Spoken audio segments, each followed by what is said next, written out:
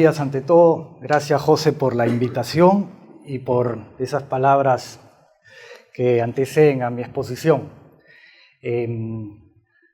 Estoy muy contento de estar acá, veo muchas caras conocidas, muchísimos amigos, algunos no tan conocidos y otros no conocidos, lo cual hace ver que el mercado está dinámico, ¿no? Que están entrando nuevos actores y eso es bueno para el desarrollo inmobiliario.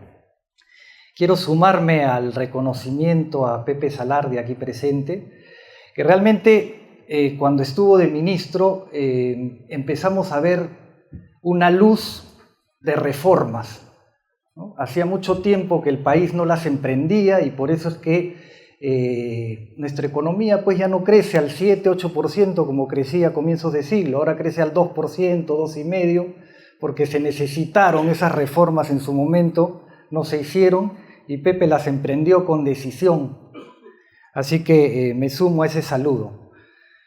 Bien, desde la presidencia del CONFIEP, el mensaje que queremos dar fundamentalmente es de unidad y de trabajar mancomunadamente, todos los gremios de la CONFIEP y los que no estén en CONFIEP también, ¿no? Estamos en una situación, en una coyuntura, en un momento político distinto, diferente, y tenemos que ver la forma de trabajar juntos para superarlo y no tener sorpresas el 2026.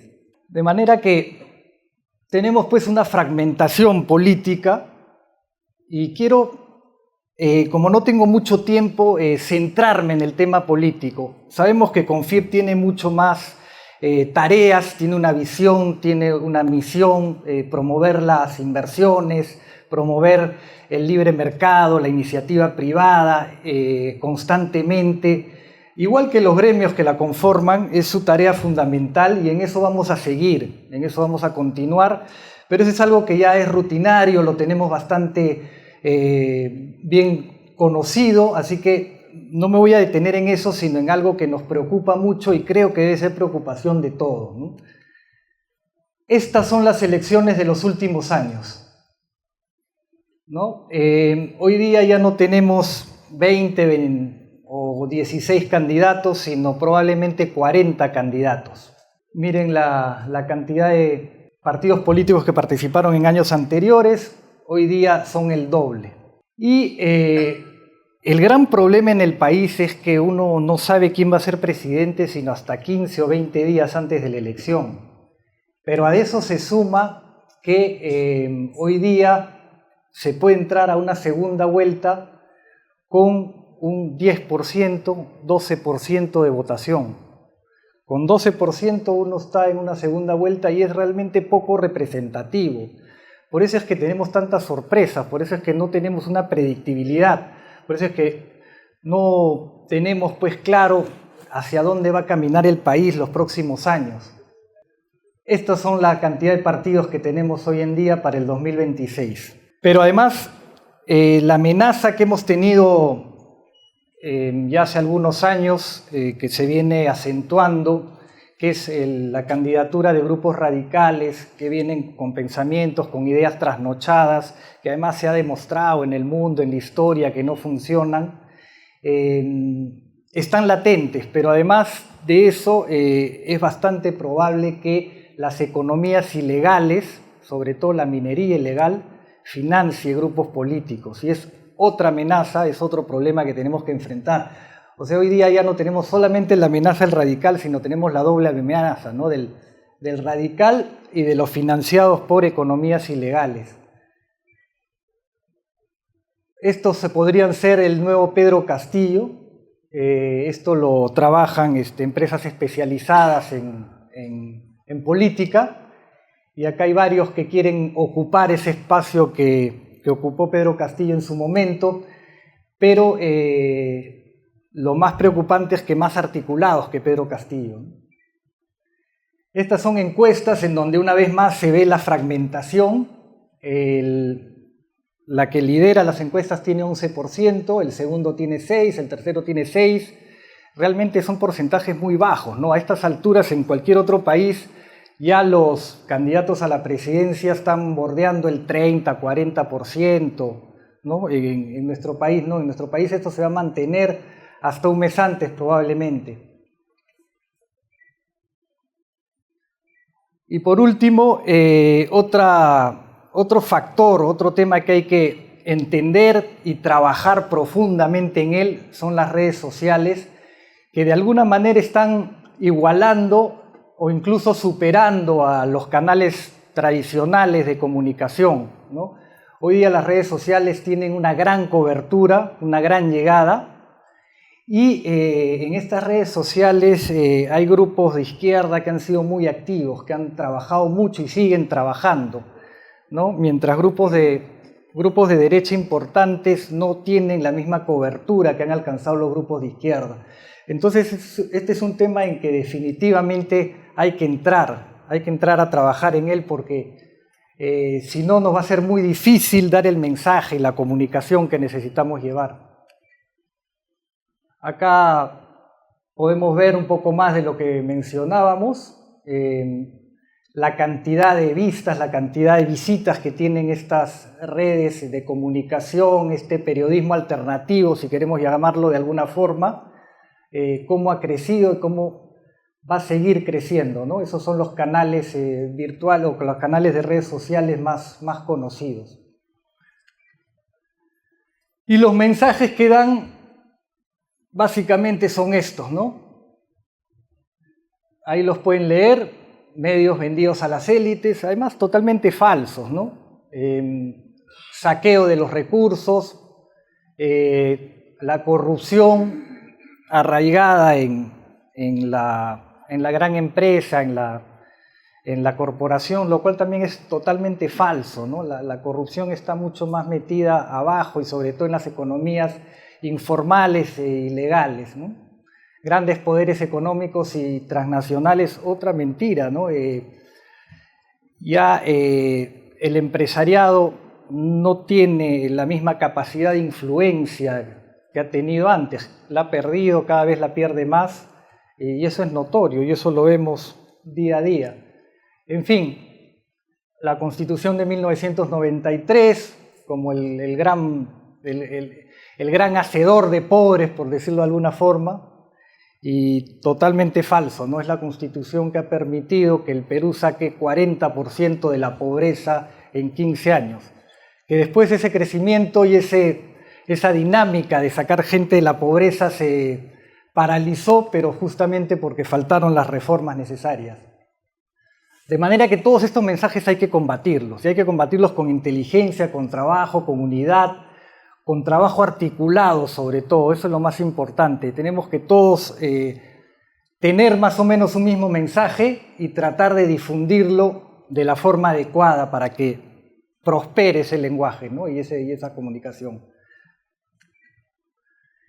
Entonces nos han llevado a una situación bastante extraña, ¿no? Se hacen una encuesta, o se han hecho encuestas en los últimos días donde la población mayoritariamente ya está creyendo que el Congreso le hizo un golpe de Estado a Castillo y no al revés. En Lima no tanto, en Lima el 60% cree que Pedro Castillo es un golpe, pero en provincias o en otras ciudades, y sobre todo en el ámbito rural, miren lo que sucede, ¿no? El 69% cree que el Congreso le hizo un golpe de Estado al señor Castillo. Esto, bueno, es un poco de lo mismo, para que vean los números cómo se expresan en este momento, y esto es porque las redes sociales y el mensaje está muy activo, ¿no?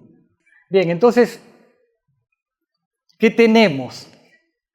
Tenemos para crear, para difundir, para manejar un mensaje correcto, el mensaje adecuado que tenemos que dar.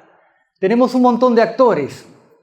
Tenemos a los gremios empresariales, cámaras binacionales, cámaras regionales, iniciativas. En iniciativas hay para todos los gustos y de todos los colores.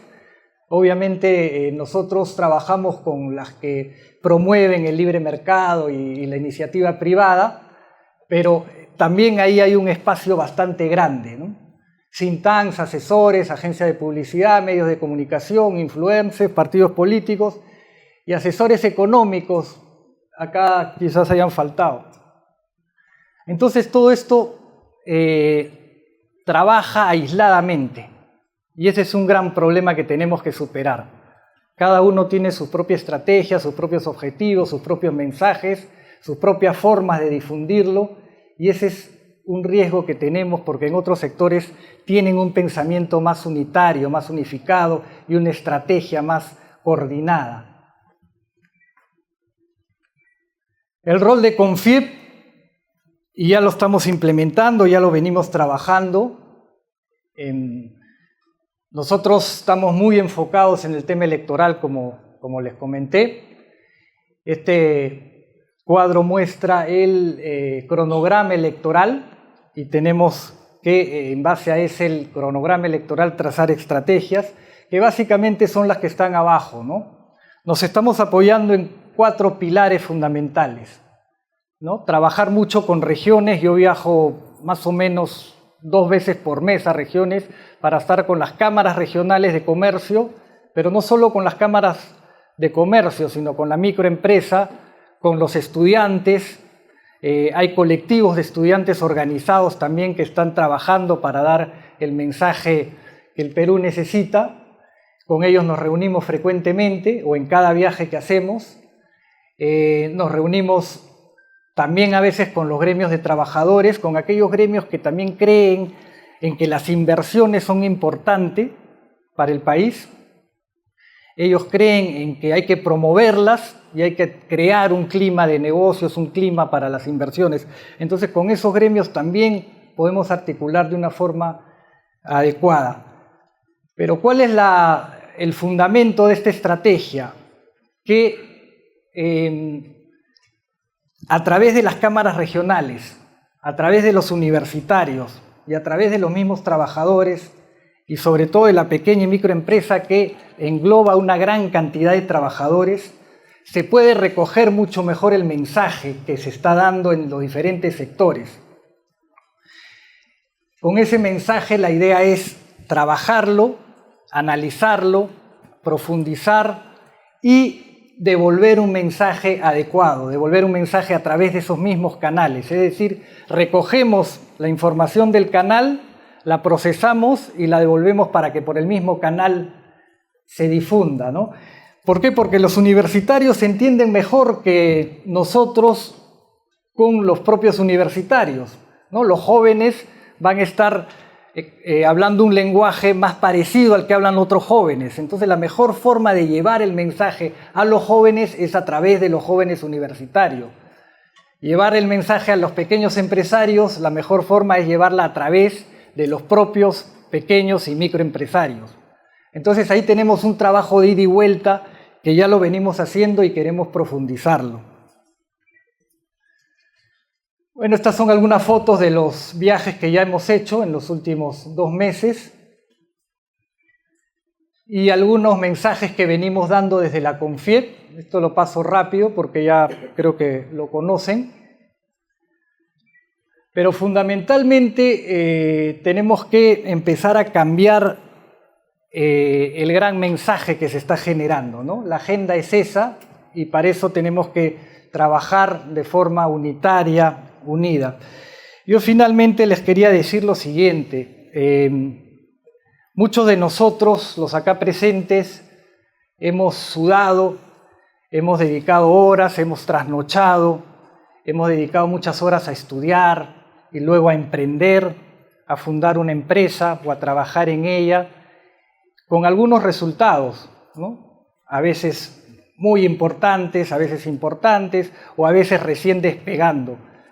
Pero todo ese esfuerzo tiene que verse con una esperanza futuro, ¿no? Con una idea de que eso va a continuar, no se va a perder, porque es nuestro esfuerzo y es el legado y es la herencia que le vamos a dejar a nuestros hijos, además.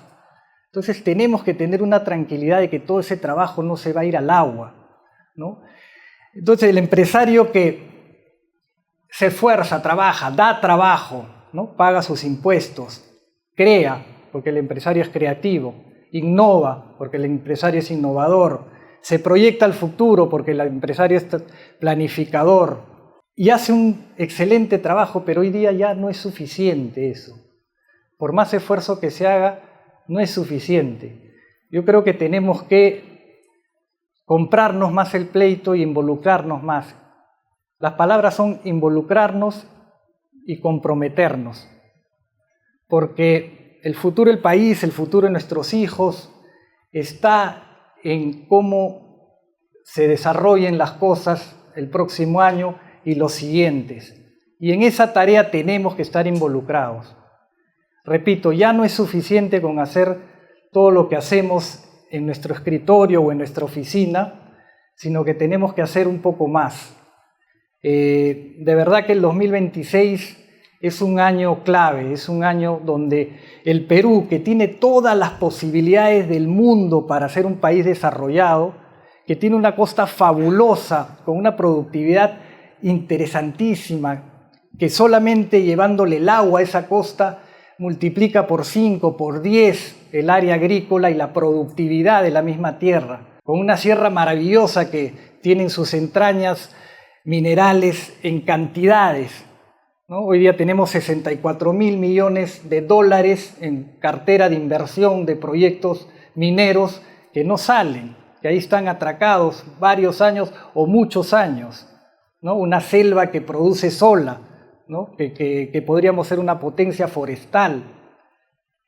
Pero todo eso se puede explotar y se puede llevar por buen camino con políticas adecuadas. Y esa es la tarea que tenemos como empresarios, ¿no? Porque además, hoy día, además de lo que he señalado, y me olvidaba de una cosa, ¿no? El manejo macroeconómico que tenemos como país. Tenemos las reservas más importantes del mundo en relación al PBI. Hay muy pocos países que tengan ese nivel de reservas en relación a su PBI.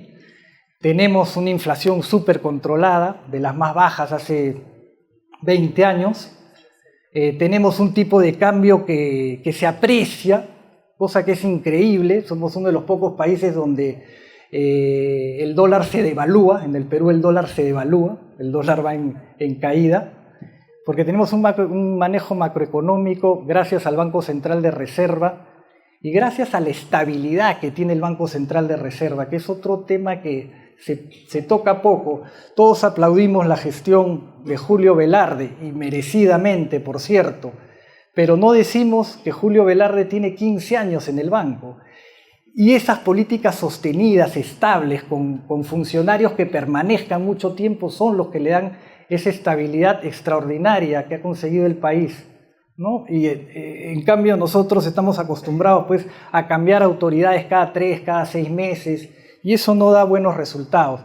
Pero en fin, ese marco macroeconómico, también favorable para el Perú, es uno más de los pilares en los cuales se puede soportar el desarrollo de esta nación para ser grande. ¿Y qué necesitamos para ser grande? Simplemente tener mejores políticos y mejores gobiernos a partir del próximo año. Solo eso, porque la tierra nos da lo demás. Nuestra geografía, nuestra naturaleza nos da todo lo demás y el manejo macroeconómico ya está ahí. Pero simplemente necesitamos una buena elección el 2026, mejores autoridades, ministros de la calidad de Pepe Salardi, para que empecemos de nuevo a hacer las reformas necesarias. Y ahí es que necesitamos nuevamente 2 palabras del empresariado: involucramiento y compromiso. Repito, hoy estamos en una coyuntura que probablemente no la vayamos a ver en mucho tiempo. Me olvidaba también de un tema. Estamos en la cuenca del Pacífico, que es donde está el 60% del comercio mundial hoy en día, ¿no? Cuando nosotros nacimos a la vida republicana, estábamos aislados del mundo, ¿no? Estábamos en la cuenca del Pacífico, que no tenía movimiento económico, y todo el movimiento económico se realizaba en el Atlántico. Nosotros estábamos al otro lado del mundo, y eso nos fue muy desfavorable, ¿no? Y encima con una geografía difícil. Pero hoy día eso ha cambiado sustancialmente. Entonces, termino con esto. A mí me encanta una frase del presidente John Fitzgerald Kennedy cuando inaugura su presidencia y le dice al pueblo americano: no preguntes qué puede hacer tu país por ti, pregunta ¿Qué puedes hacer tú por tu país? Muchas gracias. Gracias, Jorge.